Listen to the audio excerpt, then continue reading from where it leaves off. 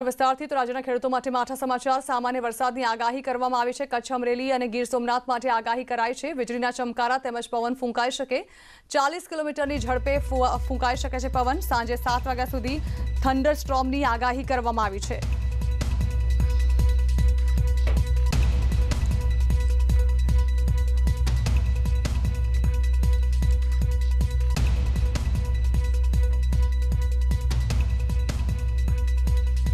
तो अमरेली जिल्लाना वातावरणमां पण पलटो आव्यो। जाफराबाद पंथकमां कमोसमी वरसाद खाबक्यो। लोड, टींबी अने हेमाळ गाममां मावठुं। बपोर बाद वरसादी झापटा पड्या। कमोसमी वरसादथी खेडूतोनी चिंता वधी।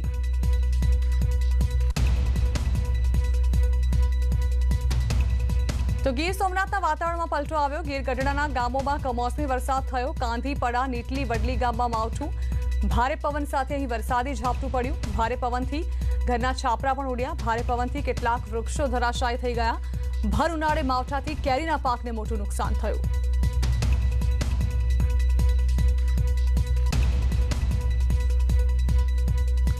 તો ઠેર ઠેર વરસાદી માહોલ છવાયેલો જોવા મળી રહ્યો છે। ગીર સોમનાથમાં પણ વરસાદી ઝાપટું પડ્યું હતું। આ તરફ ભર ઉનાળે માવઠાથી કેરીના પાકને મોટું નુકસાન ગયું છે। ભારે પવનથી કેટલાક વૃક્ષો પણ ધરાશાયી થઈ ગયા। भारे पवन बाद पड़ेला मावठाने कारणे खेडूतोनी चिंतामां वधारो थयो छे। तो कच्छना गांधीधाम कंडला विस्तारमां वातावरणमां पलटो आव्यो। वादळछाया वातावरणनी वच्चे झरमर वरसाद वरस्यो। कंडला स्पेशल इकोनॉमिक झोनमां झरमर वरसाद पड़ता वातावरणमां ठंडक प्रसरी। तो वादळछाया वातावरणनी वच्चे અહીં પણ झरमर वरसाद खाबक्यो। कच्छना वातावरणमां मोटा पाये पलटो जोवा मळ्यो। एकाएक वरसादथी एक तरफ ज्यां गरमीनो माहोल छे तो बीजी तरफ वरसादथी खेडूतोनी चिंतामां वधारो थयो। गांधीधाम कंडलामां वातावरणमां पलटो आव्यो अने झरमर वरसादनी पण शरूआत थई।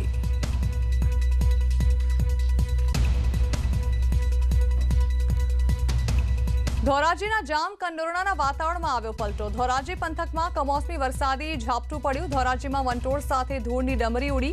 जाम कंडोरणामां कमोसमी वरसाद पड़ता जोरदार झापटुं पड़ता खेडूतोमां चिंता प्रसरी।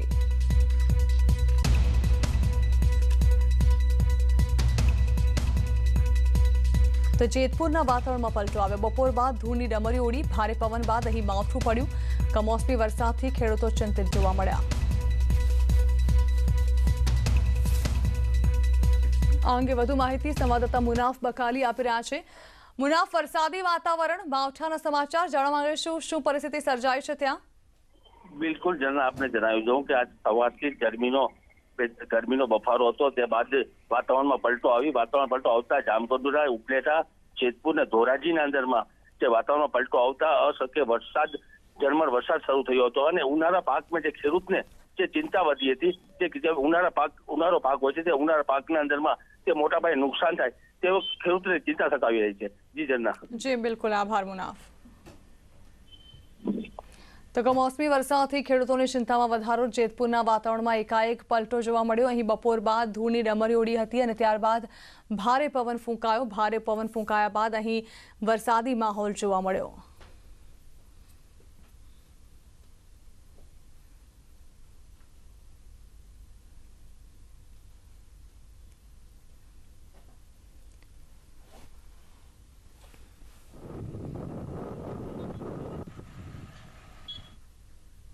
तो बनासकांठामां डायरा अंगे कार्यवाही करवामां आवी। लाकડીના નાના કાપરામાં હતો કાર્યક્રમ। અહીં 3 દિવસ પહેલા યોજાયેલી રમેલ અંગે કાર્યવાહી કરવામાં આવી। અહીં ભીડ ભેગી થતા 5 લોકો સામે ફરિયાદ દાખલ થઈ। કોરોના કાળમાં ભીડ ભેગી કરવા અંગે ફરિયાદ થઈ। આયોજક ભુવા સહિત 5 લોકો સામે ભીલડી પોલીસે ગુનો નોંધ્યો। તો 3 દિવસ પહેલા યોજાયેલી રમેલમાં કાર્યવાહી કરવામાં આવી। અહીં ડાયરો યોજવામાં આવ્યો હતો જેમાં મોટી સંખ્યામાં લોકો એકઠા થયા હતા। कोरोना गाइडलाइन्स फॉलो न करवामां आवी। एक तरफ ज्यां लग्નમાં પણ 50 માણસોથી વધુની પરવાનગી નથી આપવામાં આવી, ત્યાં બીજી તરફ લોકો આ પ્રકારે ડાયરાની રમઝટ માણતા દેખાયા। હવે અહીંથી આ પ્રકારની પરિસ્થિતિ સર્જાયા બાદ જો કોરોનાનું સંક્રમણ વધે તો તે માટે જવાબદાર કોણ, તે પણ એક મોટો સવાલ છે।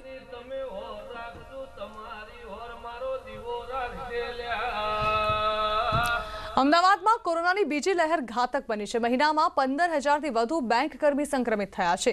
30થી વધુ બેંક કર્મીઓએ કોરોનાને કારણે જીવ ગુમાવ્યો છે। મહાગુજરાત બેંક યુનિયને આ અંગે મુખ્યમંત્રીને પત્ર લખ્યો। 2 મહિના કામગીરી મર્યાદિત કરવા માટે માંગ કરી। મહિના સુધી બેંક કામગીરી માટે માંગ કરવામાં આવી છે। 5 દિવસ કામ કરવાની માંગ કરાઈ છે। કેસ અવર 10 થી 1 વાગ્યા સુધી કરવા માટે માંગ કરાઈ છે।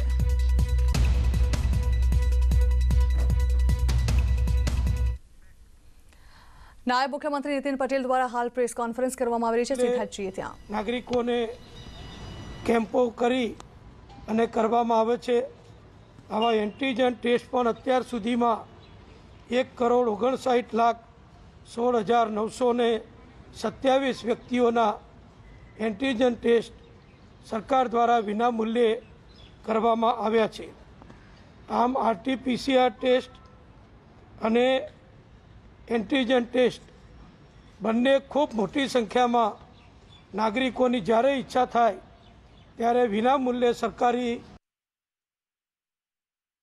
આરોગ્ય વિભાગ દ્વારા કરવામાં આવ્યું છે અને રાજ્યમાં સરકારી લેબોરેટરીઓમાં આનું ટેસ્ટિંગ કરી અને 24 કલાકથી 30 કલાકની વચ્ચે લગભગ દરેક દર્દીને એટલે નાગરિકને એનો ટેસ્ટ રિપોર્ટ મળી જાય એવી પણ વ્યવસ્થા કરવામાં આવી છે અને હવે રાજ્ય સરકાર દ્વારા રાજ્યના બધા જ જિલ્લાઓમાં લેબોરેટરી ઊભી કરવાનું પણ આયોજન પૂર્ણ કરી દેવામાં આવ્યું છે અને જે મહાનગરોમાં જે અન્ય મોટા જિલ્લાઓમાં જ્યાં સેમ્પલ વધારે આવે છે ત્યાં જે અત્યાર સુધી લેબોરેટરીમાં જે મશીનો હતા એની પણ સંખ્યા વધારવાનો નિર્ણય કરવામાં આવ્યો છે।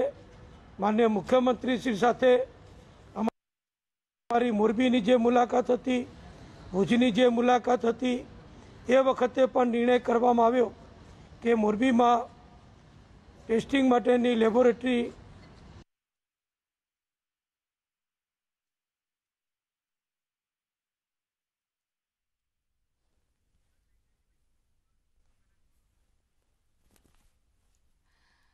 રાજ્યમાં કોરોનાના કેસ વધતા સરકાર લગાતાર ચિંતિત જોવા મળી રહી છે। એક તરફ એન્ટીજન રેપિડ ટેસ્ટની સંખ્યા પણ વધારવામાં આવી રહી છે, જ્યાં રોજના હજારોની સંખ્યામાં RT-PCR ટેસ્ટ કરવામાં આવી રહ્યા છે। ઠેર ઠેર ડોમ લગાવવામાં આવ્યા છે। કચ્છ જિલ્લા માટે વધારાનું એક મશીન પણ ફાળવવાનો મુખ્યમંત્રીશ્રીના ઉપસ્થિતિમાં નિર્ણય કરવામાં આવ્યો છે।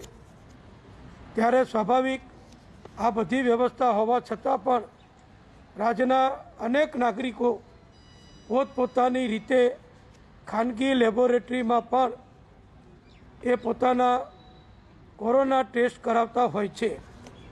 એટલે ખાનગી લેબોરેટરીઓ રાજ્યમાં જે કાર્યરત છે એમને ટેસ્ટ કરવાની ભાવ બાંધણી, ટેસ્ટ કરવાનો કેટલો રકમનો ચાર્જ લઈ શકે એ રાજ્ય સરકાર દ્વારા 2 વખત નિર્ધારિત કરી અને બંને વખત રકમમાં ઘટાડો કરવામાં આવ્યો છે। આજે એક બીજો વધારો ઉમેરો કરી અને ખર્ચમાં ઘટાડો કરવાની પણ નાગરિકોને રાહત આપવા માટેની પણ કામગીરી નિર્ણય અમારા આરોગ્ય વિભાગ દ્વારા કરવામાં આવ્યો છે અને એ પ્રમાણે અત્યાર સુધી દર્દીની હોસ્પિટલમાં જઈ અથવા નાગરિકના ઘરે જઈ અને જો કોરોના ટેસ્ટ ખાનગી લેબોરેટરી દ્વારા કરવામાં આવે તો 1,100 રૂપિયા ચાર્જ લઈ શકતા હતા। એમાં આજે 200 રૂપિયાનો ઘટાડો કરી હવે કોઈપણ વ્યક્તિ હોસ્પિટલમાં હોય કે નાગરિક પોતાના ઘરે હોય એ ખાનગી લેબોરેટરીમાં પોતે જો ટેસ્ટ કરાવવા માગતા હોય તો 200 રૂપિયાનો ઘટાડો 1100માંથી 900 રૂપિયાનો ચાર્જ લેવાની આજે સત્તા એમને લેબોરેટરીઓને મંજૂરી આપવામાં આવશે। એવી જ રીતે કોઈ વ્યક્તિઓ લેબોરેટરી ઉપર જઈ અને ટેસ્ટ કરાવે તો અત્યાર સુધી 800 રૂપિયા ચાર્જ આપવાનો થતો હતો, હવે એમાં પણ 100 રૂપિયાનો ઘટાડો કરી કોઈ વ્યક્તિ લેબોરેટરી ઉપર જઈ અને ટેસ્ટ કરાવશે તો 800 રૂપિયાના બદલે હવે 700 રૂપિયાનો ચાર્જ લેબોરેટરી વસૂલ કરી શકશે। એટલે દર્દીઓને હોસ્પિટલમાં કે ઘરેથી જો ટેસ્ટ કરાવે તો 200 રૂપિયાનો ઘટાડો અમલમાં મૂક્યો છે અને લેબોરેટરી ઉપર જઈને ટેસ્ટ કરાવે તો 800ના બદલે 700 રૂપિયા ચાર્જ ચૂકવવો પડશે. એ રીતનો નાગરિકોલક્ષી નાગરિકોને રાહતરૂપ નાગરિકોના ખર્ચમાં ઘટાડો થાય ટેસ્ટિંગ કરવા માટેનો એ નિર્ણય આજે મુખ્યમંત્રીશ્રી સાથે ચર્ચા કરી અને અમે આરોગ્ય વિભાગ દ્વારા લીધો છે. આ જે ભાવ ઘટાડો ચાર્જ ઘટાડો જે થયો છે એ આવતીકાલથી બધી જ લેબોરેટરીને ફરજિયાત અમલમાં મૂકવાનો રહેશે. એટલે આ જે મેં ઘટાડો જાહેર કર્યો છે એનાથી વધુ કોઈ રકમ કોઈ લેબોરેટરી કોરોના ટેસ્ટિંગ માટે નાગરિકો પાસે લઈ શકશે નહીં. બીજી અમારી પાસે જે મા વાત્સલ્ય યોજનાના કાર્ડ ધરાવે છે મા યોજનાના કાર્ડ ધરાવે છે એવા નાગરિકો તરફથી ધારાસભ્યો તરફથી પણ રજૂઆત આવી હતી કે જેમને આ કાર્ડની મુદત પૂરી થઈ છે અને રિન્યૂ કરાવવાનો સમય થયો છે પરંતુ આવકનો દાખલો આ કોરોનાની પરિસ્થિતિમાં નાગરિક મેળવી શકતા નથી. કારણ કે આવકના દાખલા આધારિત મા યોજનાનું કાર્ડ આપવામાં આવે છે પરંતુ મા યોજનાનું કાર્ડ રિન્યૂ કરવા માટે દાખલો મેળવવાની અત્યારે નાગરિકોને તકલીફ પડે. સરકારી કચેરીઓમાં પણ 50% કાપ આપણે કર્મચારીઓની ઉપસ્થિતિનો કર્યો છે. શનિવારની રજા પણ જાહેર કરી છે. અનેક સરકારી કર્મચારીઓ પણ કોરોના સંક્રમિત થયા છે. ત્યારે સ્વાભાવિક જે નાગરિકોને મા યોજના મા વાત્સલ્ય યોજનાના કાર્ડની મુદત આજે 31 માર્ચે પૂરી થતી હતી એ પૂરી થયેલું કાર્ડ લઈને જો કોઈ નાગરિક હોસ્પિટલમાં જાય તો કાર્ડની મુદત પૂરી થઈ હોવાથી એમને સારવારનો લાભ નહોતો મળતો. આ રજૂઆતો અમારા ધ્યાન ઉપર આવતા આજે અમે આરોગ્ય વિભાગમાંથી નિર્ણય કર્યો છે કે 31/3/21ના રોજ એટલે માર્ચ આખરે જેમના કાર્ડની મુદત પૂરી થઈ ગઈ છે અને રિન્યૂ કરાવી શક્યા નથી એવા તમામ લાખો કાર્ડ ધારકોની કાર્ડ રિન્યૂ કરવાની મુદત એ 3 મહિના વધારી આપવામાં આવે છે. એટલે 31 માર્ચે જેમના કાર્ડ પૂરા થયા હતા એ હવે 30/6 સુધી એ કાર્ડ અમલમાં રહેશે અને એ પછી પરિસ્થિતિ સુધરે એ પ્રમાણે નિર્ણય કરીશું. અત્યારે જૂના કાર્ડ ઉપર આવનારા બીજા 3 મહિના નાગરિકો કોઈપણ સરકાર માન્ય મા વાત્સલ્ય યોજના કે મા યોજના હોસ્પિટલો ખાનગી હોય કે સરકારી હોય એમાં જૂના કાર્ડ ઉપર રિન્યૂ કરાવ્યા સિવાય એ સારવારનો લાભ લઈ શકશે અને હોસ્પિટલો એમની પાસે કોઈ ચાર્જ માગી શકશે નહીં. એમના વતીનો એ ચાર્જ રાજ્ય સરકાર ચૂકવશે. એટલે અત્યારે આ કોરોનાની સ્થિતિમાં મા વાત્સલ્ય યોજનાના ગુજરાતમાં લગભગ 4 કરોડ જેટલા નાગરિકો જે લાભાર્થી છે એમને આ મુદત વધારાનો લાભ મળશે. અમિત ચાવડાએ ટ્વીટ કર્યું છે કે રાજસ્થાન સરકાર આરટીપીસીઆર ટેસ્ટના 350 રૂપિયા લે છે તો ગુજરાત આટલા બધા કેમ? અમિતભાઈએ શું ટ્વીટ કર્યું કઈ માહિતીના આધારે કર્યું મને ખ્યાલ નથી પરંતુ આપણે તબક્કાવાર શરૂઆતમાં મેં કહ્યું એ પ્રમાણે અગાઉ ઊંચા દર હતા એ પણ આપણે ઘટાડ્યા છે એ પછી પણ આપણે ઘટાડ્યા છે અને હું સ્પષ્ટતા કરી લઉં કે આ ખાનગી લેબોરેટરીમાં નાગરિક પોતાની રીતે જે ટેસ્ટ કરાવે એના આ દર છે. સરકાર દ્વારા જે મેં અગાઉ આંકડા આપ્યા કે ગુજરાત સરકારના ખર્ચે આપણે અત્યાર સુધીના આરટીપીસીઆરના 40,99,000 ટેસ્ટ ગુજરાત સરકારના ખર્ચે નાગરિકોને કર્યા છે. 1 પણ રૂપિયાનો ખર્ચ નાગરિકને કરવો પડ્યો નથી. એવી જ રીતે એન્ટીજન ટેસ્ટ પણ 1,39,16,000 એ પણ વિના મૂલ્યે ગુજરાત સરકારે નાગરિકોને કરી આપ્યા છે. એટલે સરકાર તરફથી વિના મૂલ્યે આરટીપીસીઆર ટેસ્ટ અને એન્ટીજન ટેસ્ટ એ બંને કરવાની વ્યવસ્થા વિના મૂલ્યે ચાલુ જ છે. એટલે કોઈને કોઈ ખર્ચ કરવાનો પ્રશ્ન રહેતો જ નથી. પણ કદાચ કોઈ વ્યક્તિને ખાનગી લેબોરેટરીમાં ટેસ્ટ કરાવવો હોય તો જ મેં કહ્યું એ પ્રમાણે અમે દર એમનો ઘટાડ્યો છે. સાહેબ લોકડાઉનને લઈને પણ અનેક ચર્ચાઓ અત્યારે ચાલી રહી છે. જે રીતે રાજસ્થાન, તેની પછી દિલ્હી, ત્યાંની જે મુખ્યમંત્રીઓ જે નિર્ણય કર્યો છે, આપણે ત્યાં કેવા પ્રકારની પરિસ્થિતિ છે? શું કોઈ વિચારણા ચાલી રહી છે? પીએમ અત્યારે તો મોટા પ્રમાણમાં 20 નગરોમાં રાત્રિ કર્ફ્યુ, મહાનગરોમાં રાત્રિ કર્ફ્યુ અમલમાં છે. અનેક ગામોમાં, શહેરોમાં, તાલુકા મથક ઉપર આપણે જે સમાચાર પત્રોમાં અને ટીવીમાં માહિતી મેળવીએ છીએ એ પ્રમાણે વેપારી સંગઠનો, સ્થાનિક લોકો, નાગરિકો, નગરપાલિકાઓ એ પોતપોતાની રીતે પણ એ સ્વયંભૂ બજારો બંધ રાખવાનો નિર્ણય જુદી જુદી રીતે કરી રહ્યા છે. કોઈ અડધો દિવસ, કોઈ 2 દિવસ, કોઈ 3 દિવસ, એ પ્રમાણે પોતાની રીતે સ્વયંભૂ નાગરિકો પણ આ પ્રમાણેની ભીડ એકત્ર ન થાય, કોરોનામાં બજારોમાં ભીડ ન ઉમટે, સંક્રમણને ચેઇન ના મળે, એ માટે પ્રયત્ન કરી રહ્યા છે.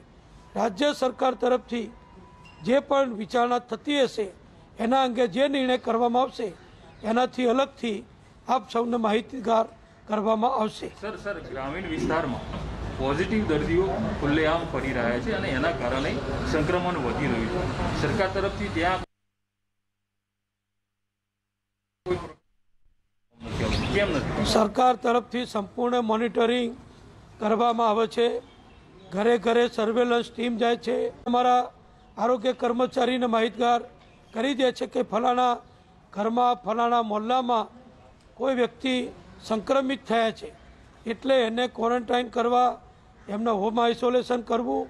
અને હવે પાછલા 10-12 દિવસમાં જે પ્રમાણે સંક્રમણ વધ્યું છે, હોસ્પિટલમાં દર્દીઓની સંખ્યામાં વધારો થયો છે, એને ધ્યાનમાં રાખીને જોઈએ તો નાગરિકોમાં પણ સ્વયંભૂ એક જાગૃતિ આવી છે.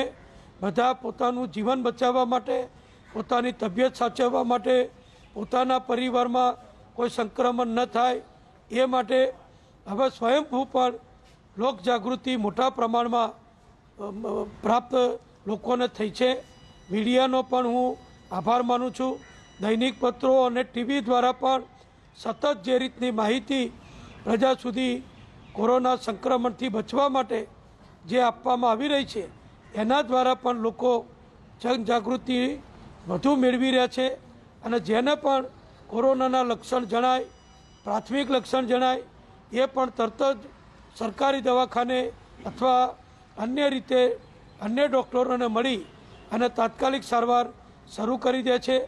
એટલે લોકજાગૃતિ વધી છે, સંક્રમણ વધ્યું, એટલે લોકોમાં પણ એક મોટો માહોલ ઊભો થયો છે કે આપણે પણ સંક્રમિત ન થઈએ એ માટે કાળજી રાખીએ. એટલે આપોઆપ આ બધું લોકસંપર્કથી જનજાગૃતિ વધી રહી છે. શહેરમાં કામ ધંધો કરે છે અને ગામડાથી આવતા હોય છે અને શહેરમાં કામ ધંધો કરવા માટે આવતા હોય છે, એવા લોકોએ શું કરવું જોઈએ? ને કામ ધંધો, રોજગાર એ તો કરોડો લોકોની દરરોજની, મહિનાની, પરિવારના ગુજરાન માટેની, બાળકો માટેની, માતા પિતા માટેની એ આવક સમાન અગત્યનો સ્ત્રોત છે. એટલે વેપાર, ધંધા, ઉદ્યોગ, નાની મોટી રોજગારી, ખેડૂતોની કામગીરી, પશુપાલકોની કામગીરી એ ચાલુ રહે. અને સાથે સાથે સંક્રમિત વ્યક્તિ જાહેરમાં ના આવે, સંક્રમિત વ્યક્તિ ઓળખાઈ જાય, સંક્રમિત વ્યક્તિ તરત જ સારવાર ચાલુ કરે અને એ બીજાને સંક્રમણ ન લગાવે, એ પ્રમાણેની વ્યવસ્થા મોટા પ્રમાણમાં લોકોના, પ્રજાના, સંગઠનોના, સેવાભાવી ધાર્મિક સંસ્થાઓના સહયોગથી સરકાર કરી રહી છે. સાહેબ, ઓક્સિજનનો અભાવ છે. ઓક્સિજનનો અભાવ એનાથી પણ વધારે જોઈએ તો ઇન્ફ્રાસ્ટ્રક્ચરનો અભાવ જોવા મળી રહ્યો છે. મેડિકલ ડિઝાસ્ટર જેવી રાજ્યમાં અત્યારે સ્થિતિ છે, એક પ્રકારની ઇમરજન્સી છે. આપનું મંતવ્ય શું છે? લોકડાઉન લગાવવું જોઈએ કે ન લગાવવું જોઈએ? જો ગુજરાત પૂરતી વાત કરું તો ગુજરાતમાં જે ઓક્સિજનનું ઉત્પાદન થાય છે એની સામે આપણે જથ્થો બધો જ મેડિકલ ઉપયોગ માટે, એટલે કે હોસ્પિટલોના કોરોનાના દર્દીઓની સારવાર માટે આપણે અનામત કરી દીધો છે. રિઝર્વ કરી દીધો છે. ઔદ્યોગિક વપરાશ માટે જે ઓક્સિજન વપરાતો હતો એના ઉપર પ્રતિબંધ મૂકી દીધો છે અને જેટલો ઓક્સિજન ગુજરાતમાં ઉત્પન્ન થાય છે એનો મોટાભાગનો જથ્થો ફક્ત હોસ્પિટલોના ઉપયોગ માટે કલેક્ટરો, ડીએસપી એમને જવાબદારી સોંપી છે કે ટેન્કરો, ડીલરો અથવા જે એનું રિફિલિંગ કરે છે એવા તમામ વ્યક્તિઓ સાથે સંકલન કરી આખી મોટી ટેન્કરો હોય કે જેમાં ઓક્સિજન સપ્લાય થતો હોય અથવા સિલિન્ડર ભરાતા હોય અથવા બીજી જગ્યાએ સિલિન્ડર પહોંચાડવામાં આવતા હોય એમાં કોઈ પણ જાતની રૂકાવટ ના આવે એ માટે પોલીસ તંત્ર પણ આવી ટેન્કરો જ્યાંથી પસાર થતી હોય એને પાઇલોટિંગ આપી સરળતાથી આ ઓક્સિજનની ટેન્કો નિર્ધારિત. સમાચાર મળી રહ્યા છે. વલસાડ પોલીસને મળી સફળતા. ગુસ્સીટોકનો આરોપી ચંદન સોનાર પકડાયો છે. કોલકાતાના આસનસોલથી તેનો કબજો મેળવાયો છે. અપહરણ અને ખંડણી કેસનો આરોપી છે ચંદન. અગાઉ ગેંગના 3 આરોપી પકડાયા હતા. ચંદન સાથે મુખ્ય સાગરીતોનો કબજો મેળવાયો છે. તો અપહરણ અને ખંડણી કેસનો આરોપી ચંદન આસનસોલથી પકડાયો છે. અગાઉ પણ 3 ગેંગના આરોપી પકડાઈ ચૂક્યા છે. વલસાડ પોલીસને આ મામલે સફળતા મળી છે અને ચંદન સોનારને કોલકાતાના આસનસોલથી ઝડપી લેવાયો છે.